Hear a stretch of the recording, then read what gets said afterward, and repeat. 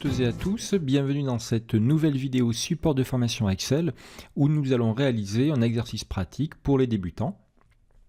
Nous allons réviser ici la mise en forme, mais également les calculs de pourcentage, les sommes et les constantes, c'est-à-dire les références absolues. Alors, vous avez plusieurs exercices à faire dans ce document que vous pourrez télécharger dans un lien qui se trouvera sous la vidéo. Et on est parti. Alors, premier document, ici nous avons une image à reproduire. C'est une capture d'écran issue d'un tableau Excel que nous allons reproduire approximativement. Moi, pour gagner du temps, eh bien, j'ai déjà saisi le texte pour éviter de le saisir dans la vidéo. Mais on va quand même analyser un petit peu cette image avant d'aller plus loin. Coût estimatif d'une rénovation, c'est une petite calculette qui nous permettra de connaître approximativement le coût des travaux. Nous avons ici deux zones, l'information sur le bien et l'information sur le client.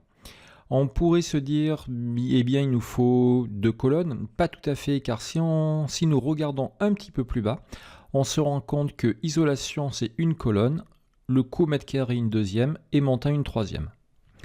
Ici, une colonne de vide, 4 colonnes, menuiserie 5 colonnes, quantité 6, prix unitaire 7 et montant enfin 8 colonnes. Ok.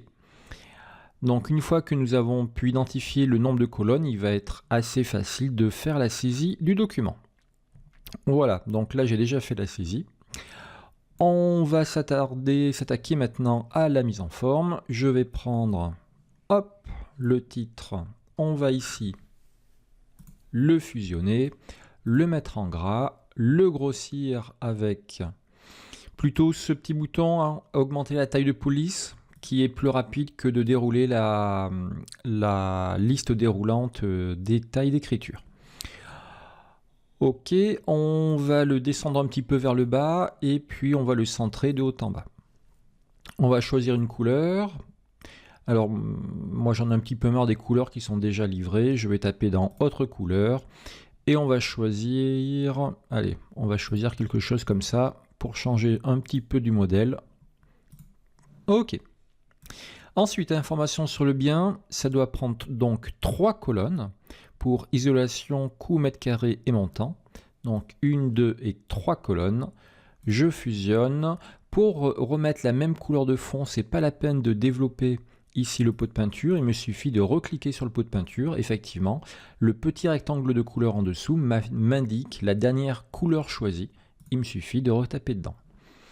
Pareil pour information client, cette fois-ci il me faut 4 colonnes. On avait bien compté 4. Menuiserie 1, quantité 2, prix unitaire 3, montant 4. Ok. Allez, on fusionne, un petit coup de couleur. Ok. Là, on va commencer à travailler la largeur des colonnes. On se rend compte que la première colonne est assez large parce qu'elle doit faire apparaître annexe de construction en entier. Donc, je vais l'élargir. La colonne numéro 2 suffira telle quelle. La 3, on verra s'il faudra l'augmenter ou pas. On verra ça un peu plus tard. La colonne D, par contre, est une colonne intermédiaire qui est beaucoup plus petite. Ok. Ensuite, la colonne E, on va l'élargir également. Parfait. Quantité, ça c'est pas besoin d'être très très large. Il n'y aura pas des quantités à 3 chiffres. Si, peut-être pour la clôture, ce sont des mètres ici qu'il faudra mettre, parce que là, ce sont des mètres linéaires. Donc oui, on pourrait éventuellement avoir ici 3 chiffres. Prix unitaire, on peut le réduire un petit peu, montant, on peut élargir un petit peu, voilà, ça commence à ressembler à quelque chose. Je fais un petit zoom arrière. Alors on se souvient que pour zoomer avant ou arrière, on maintient la touche CTRL et on fait rouler la molette de la souris. Ensuite, ici, là, je vais prendre les deux cellules, je les fusionne. Je vais prendre une petite couleur de fond gris clair. Ok. Et dans la foulée, je vais utiliser le pinceau pour reproduire la même chose ici, ici et là. Allez, je prends cette cellule, je double-clique sur le pinceau, un clic, deux clics, trois clics. Et je n'oublie pas de reposer le pinceau. On se souvient, le pinceau, on fait un clic dessus, on ne peut l'appliquer qu'une fois. Il reproduit la mise en forme, l'apparence. Si par contre on double-clique dessus, eh bien on peut l'utiliser autant de fois que l'on veut. Par contre, si on double-clique, il ne faut pas oublier de le reposer. Tout ça c'est bon, à part adresse qu'il va falloir tirer vers le bas. Ici à peu près même principe, je prends ici, je fusionne un clic sur le pinceau, je double-clique sur le pot de peinture, un clic et un clic. Parfait, je repose mon petit pinceau. Et puis maintenant, je vais commencer à mettre des bordures partout. Je prends ici et je vais faire toutes les bordures. Je prends ceci et je veux répéter cette action toutes les bordures. Et bien pour répéter la dernière commande, je peux faire F4. Voilà, là aussi je fais F4, ça m'évite de remonter avec ma souris là-haut. Voilà, hop, F4, F4, F4, F4, F4, F4 et F4. Sur cette ligne-là, plutôt sur ces cellules-là, je peux peut-être les centrer de haut en bas. Voilà. Et dans la foulée, il fallait tout centrer comme ça. De gauche à droite également. Ok. Donc le haut est fini, hormis le fait qu'il fallait des bordures épaisses sur les deux blocs. Donc je prends tout le premier bloc, quadrillage, bordures épaisses, bordures extérieures épaisses. Je prends tout ça et j'appuie sur F4. Voilà, traditionnellement, une main sur la souris, une main sur le clavier pour travailler vite et bien. Alors ici, on va reprendre la couleur du haut, le vert, l'espèce de vert. Hein. Là, c'était aussi avec toutes les bordures. Allez, je prends les deux qui sont là. Hop, ici, les dernières couleurs utilisées récemment. Et je retrouve mon vert qui est là. Toc, c'est le même, c'est le même. Je prends ça, F4, total, F4, F4, F4, F4. Et ici c'est fusionné, donc je prends tout ça, je fais F4 et je fusionne dans la foulée. Voilà. Tout ceci. Et là, ça doit être en gris. Donc je vais chercher le même gris que tout à l'heure. Ça, F4, F4 et F4. Maintenant, je vais mettre toutes les bordures. Je clique ici sur toutes les bordures. Je prends ça, F4. Je prends tout ça, F4, F4, F4, F4 et F4. Et ici, j'avais omis le vert. Et peut-être même les deux en gras. Ok, qu'est-ce qu'il me reste à faire pour être sûr et certain que le modèle soit respecté? Peut-être centrer ceci. Voilà. Ici, alors j'aimerais des euros sans décimales. Donc ici, je vais faire les deux sélections d'un coup. Ça va m'éviter quelques petites allers-retours. Je prends les premiers chiffres, je maintiens CTRL et je prends ma deuxième sélection et je lâche CTRL. Alors ici, je me permets d'insister encore sur cette manip parce que beaucoup de débutants font l'erreur de maintenir CTRL enfoncé dès le départ. Non, il faut faire la première sélection tout à fait normalement sans le clavier et avant de faire la deuxième sélection, je maintiens CTRL et je sélectionne. Là, j'ai pris les deux. Je veux du monétaire, je ne veux pas de décimales. Voilà. Alors pourquoi je n'ai pas utilisé F4? Parce que là j'ai fait deux manips, j'ai fait monétaire et décimal. Tout simplement. Sinon on aurait pu prendre le pinceau. Ok. Il ne me manque rien du tout. Ça c'est pas mal. Il va par contre maintenant falloir que je fasse les calculs. Dans les consignes, les colonnes montant et les cellules totales doivent contenir des calculs. Les colonnes montant qui sont là et les cellules totales. Il y en a deux et ici le total définitif. Ok, alors toute cette partie-là, c'est de la rénovation relative à la superficie. Isolation, chauffage. L'isolation, on part sur du 50 € le mètre carré. Ma superficie, on va dire qu'elle est ici, hein, c'est la cellule B9. Donc ici, je vais simplement faire égal 50 fois B9. Par contre, B9 est à l'extérieur de mon tableau. Hein, mon tableau est ici.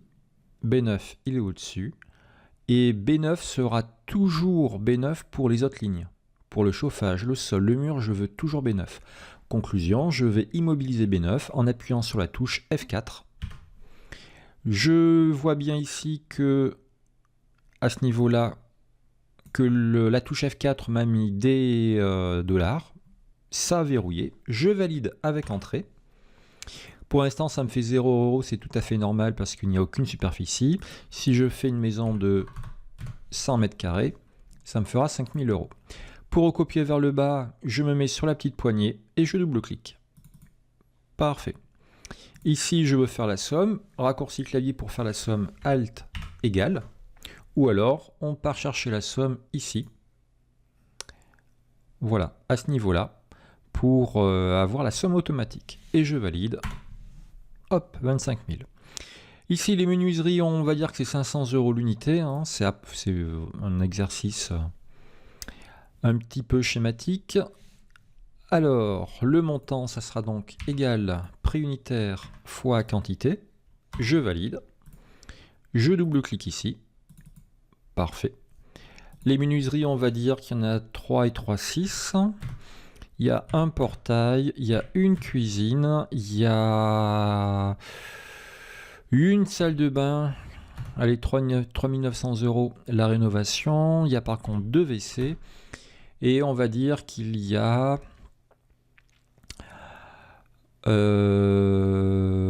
allez, on va dire qu'il y a 340 mètres carrés, 340 mètres de clôture, ce qui fait à 7 € le mètre linéaire, 2300 €.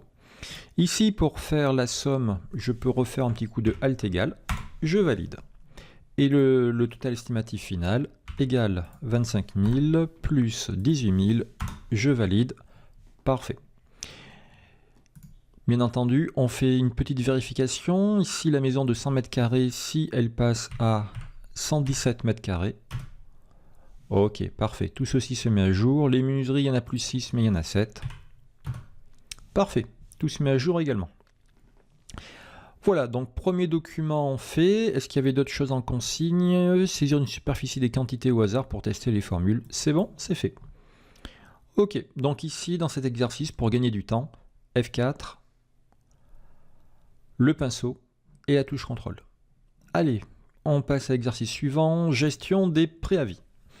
On reste dans le domaine de l'immobilier. Nous avons une mini base de données, ici, avec des numéros de biens, le nom de la résidence, le nom du client, le téléphone. Petit 1, mettre le bon format de téléphone. Il n'y a pas de souci. Je prends tout ça, clic droit, format de cellule, spécial, et je fais numéro de téléphone et OK. Ici, ça m'affiche des dièses parce que la colonne n'est pas assez large. Je me mets entre D et E et je double-clique. Voici une solution pour avoir des numéros de téléphone corrects. Ce n'est pas la seule, il y a d'autres méthodes, mais c'en est une qui est assez efficace et déjà prévue par Excel. Le premier client, Hans, va donner sa date de préavis, le 15/9, a fait sa demande de préavis le 15/9. Il y a deux dates. Il y a dans un premier temps un pré-état des lieux qui est fait avec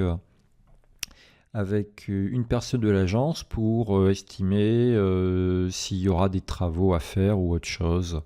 Voilà.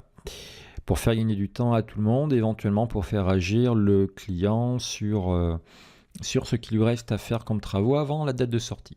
La date de pré-état des lieux, elle est définie en fonction de la date de préavis, plus un certain nombre de jours. Et si on va sur la feuille suivante, la feuille délai, le pré-état des lieux, c'est 60 jours au-delà du préavis. Et sinon, le préavis normal, lui, est de 90 jours. Conclusion, dans cette colonne, je dois prendre la date de préavis plus 60 jours. Et ici, date de sortie, c'est la date de préavis plus 90 jours, sachant que je dois bien sûr utiliser les deux cellules qui sont là. Allez, c'est très rapide. Ici, je vais faire égal. La date de préavis plus, je change de feuille, et là, c'est le pré-état des lieux, donc c'est 60 jours. Et cette cellule, je veux que ça soit toujours celle-ci sur toutes les lignes de mon tableau. C'est donc une constante. Je fais donc F4 après avoir cliqué sur elle. Et là, je valide de suite. Je ne reviens pas sur la première feuille.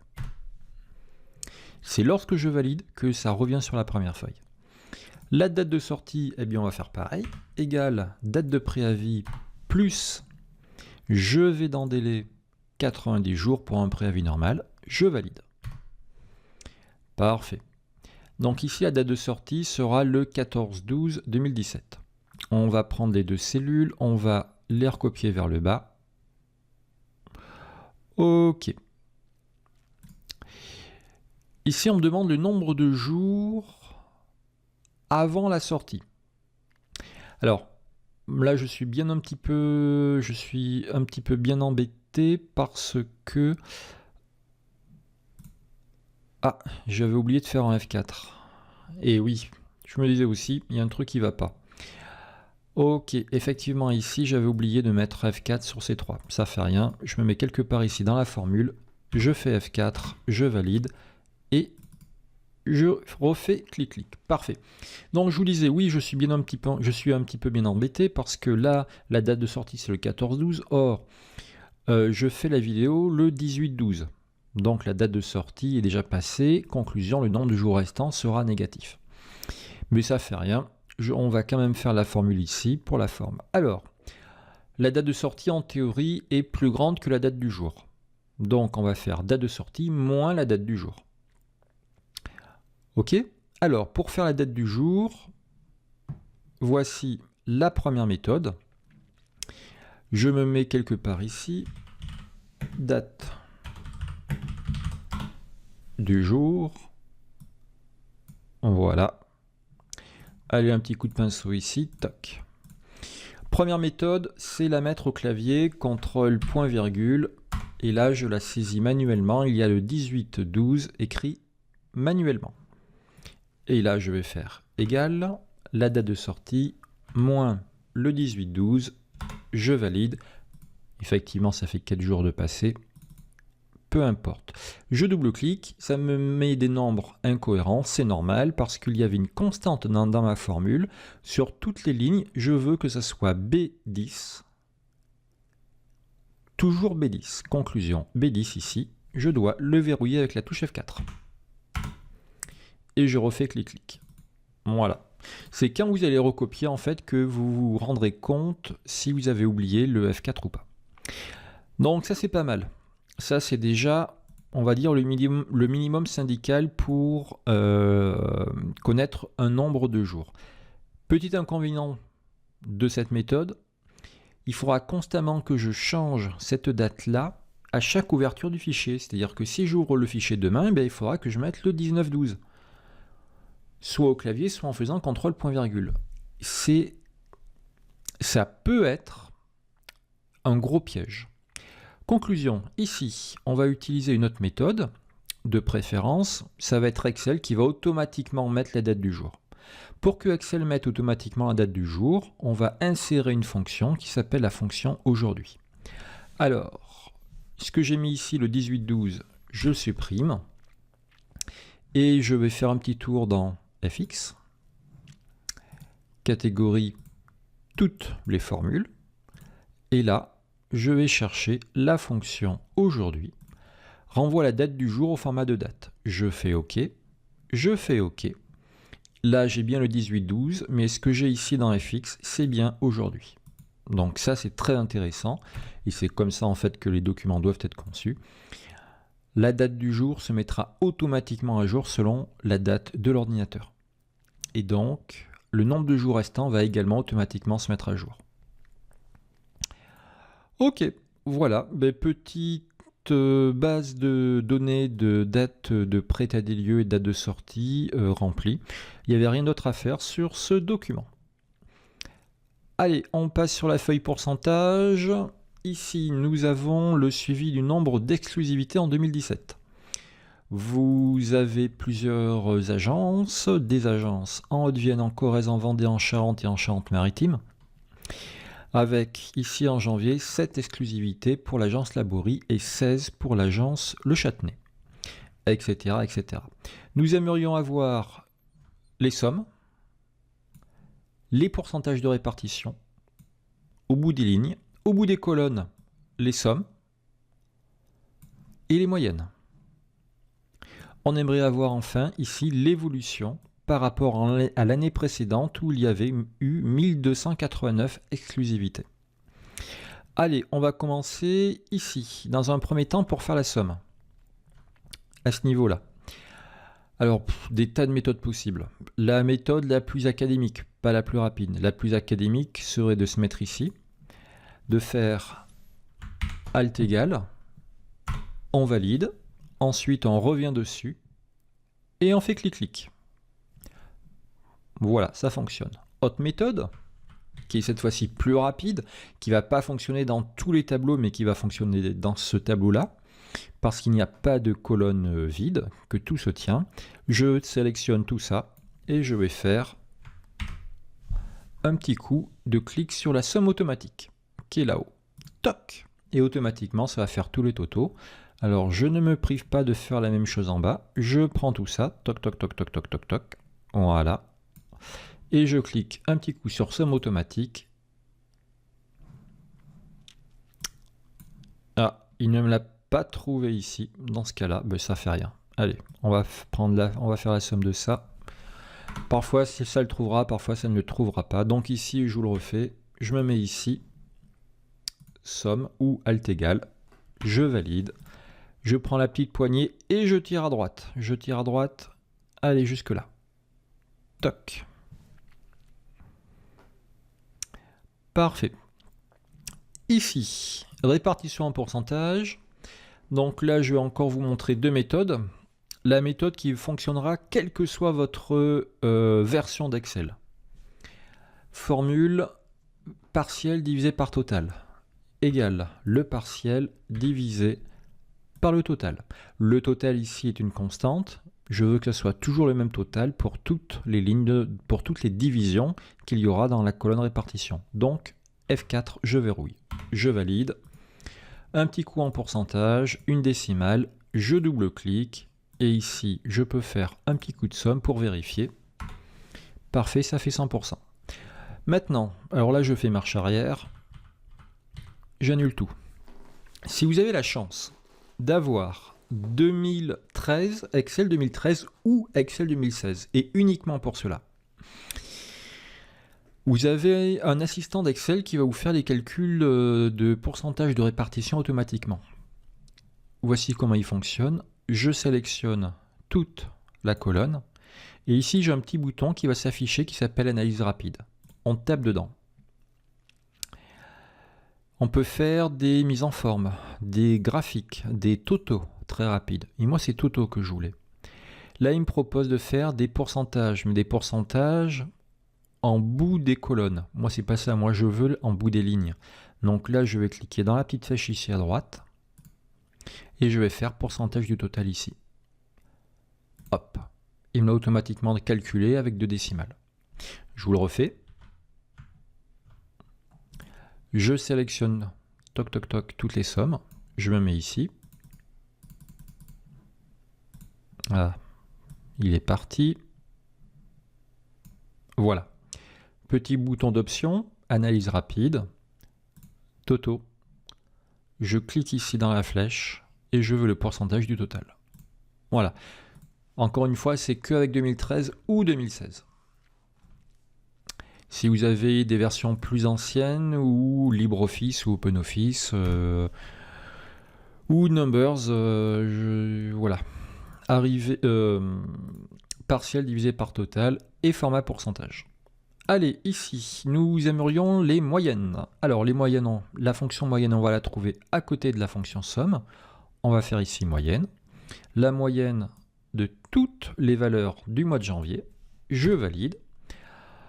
Alors ici, il est très intéressant d'imposer déjà une décimale, un nombre de décimales précis pour la moyenne. Allez, on va en mettre 2. On tire à droite. Et c'est bon. Lorsque j'ai tiré à droite, j'ai recopié à chaque fois le nombre de décimales qui était imposé, parce que parfois les moyennes font des décimales à l'infini.